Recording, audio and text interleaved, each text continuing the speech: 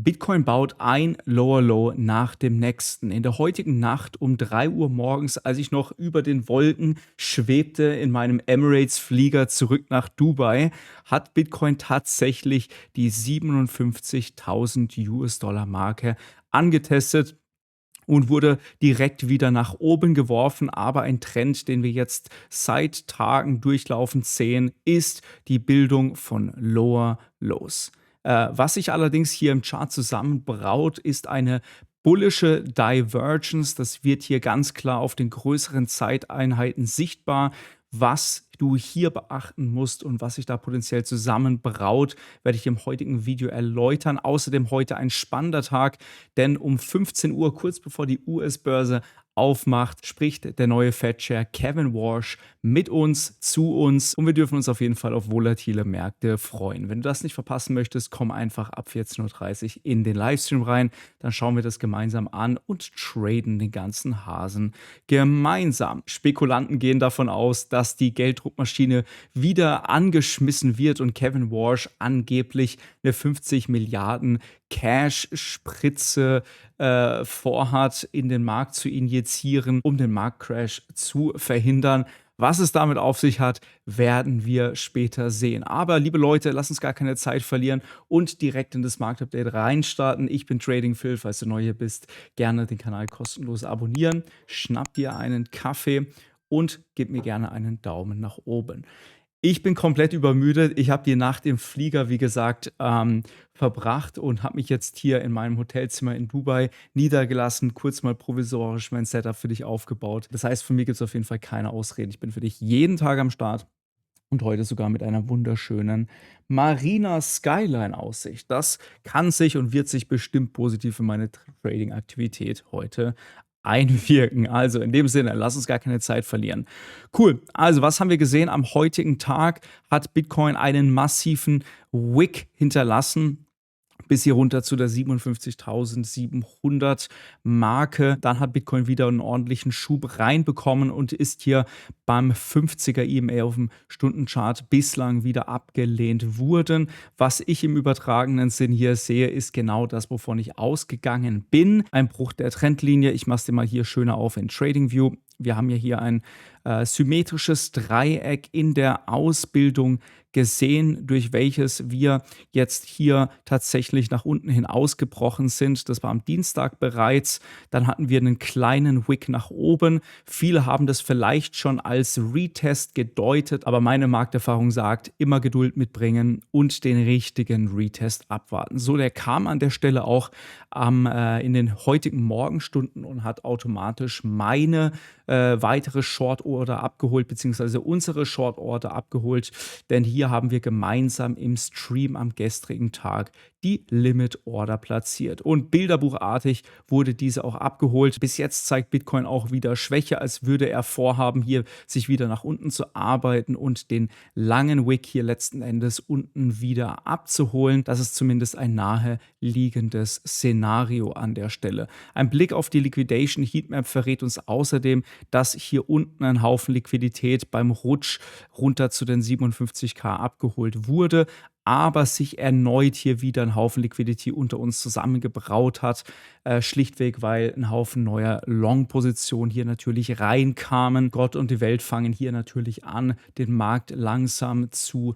longen und dementsprechend den Boden, den potenziellen Boden hier auch nicht verpassen, den Bitcoin mutmaßlich jetzt dann relativ bald zumindest bauen mag, bevor es in die nächste Relief Rally reingeht. Das ist ein Szenario, was ich mir definitiv vorstellen kann. Also ich bin kein Perma-Bär, der sagt, hey, jetzt geht's in den Abgrund runter. Wir hatten einen ordentlichen Rutsch bisher gesehen. Ich meine, liebe Leute, bitte erinnert euch, wir haben bis jetzt 24.000 US-Dollar an Preisspanne mitshorten können. Ja, wir sind bei der rund 81.000 US-Dollar-Marke eingestiegen und haben uns seitdem Woche für Woche in neue Short-Positionen reingestaffelt. Und ist hier an der Stelle für mich bereits Schluss?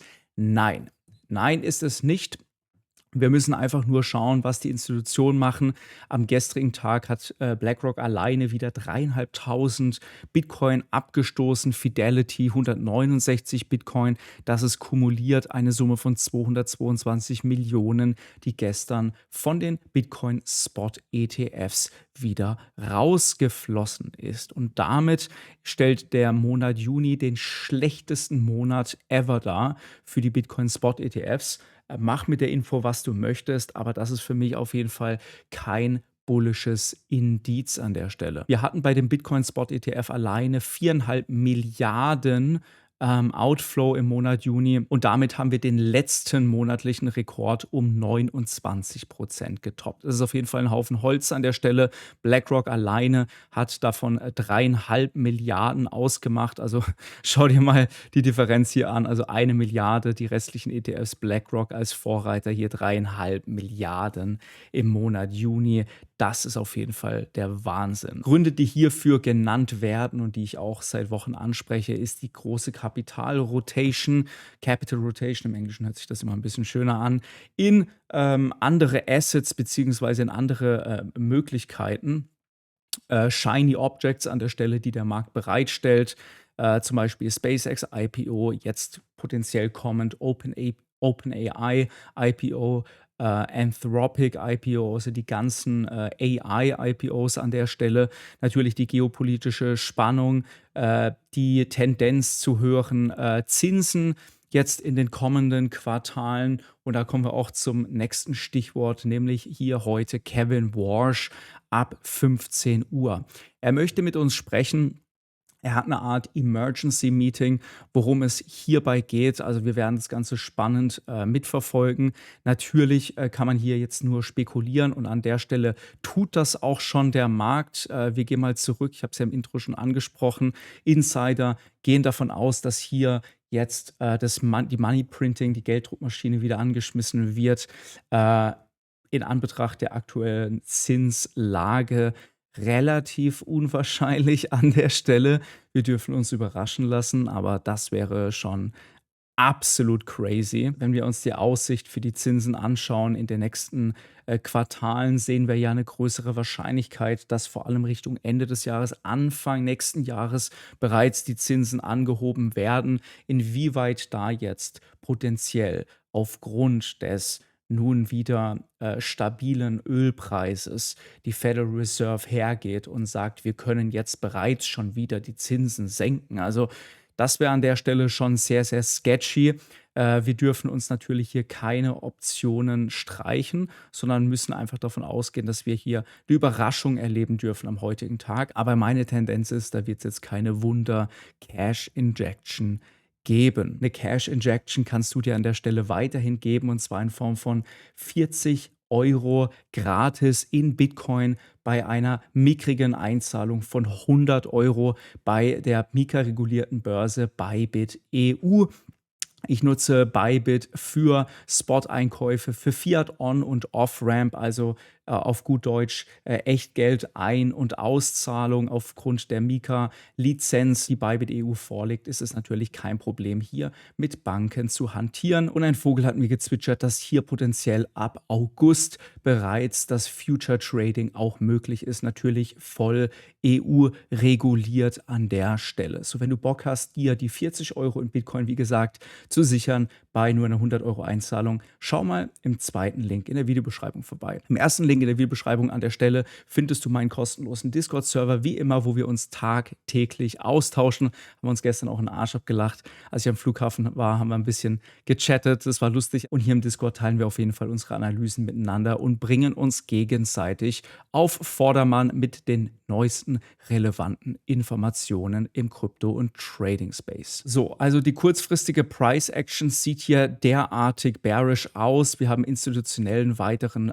Verkaufsdruck, der reinkommt. Wir blicken auf einen Rekord Bitcoin ETF Outflow Monat zurück, der sich jetzt hier potenziell weiter vollzieht. Wir haben einen Ausbruch aus dem symmetrischen Dreieck haben einen Retest, den wir jetzt erfolgreich mitnehmen durften und brechen jetzt hier potenziell in tiefere Levels, um hier den Wick abzuholen und wieder erneut ein Lower Low zu bauen. Das ist demnach für die kurzfristige Price Action das realistische Szenario in meinen Augen. Allerdings möchte ich dir das bullische Szenario auch nicht ganz vorenthalten, denn wir bauen hier auf den größeren Zeiteinheiten eine Bullish Divergence, also ein absteigender Trend im Chart und ein aufsteigender Trend in unserem Relative Strength Index. Hier siehst du wunderbar, als wir hier runtergedippt sind am 5. Juni und das Low gebaut haben bei 59.000 US-Dollar,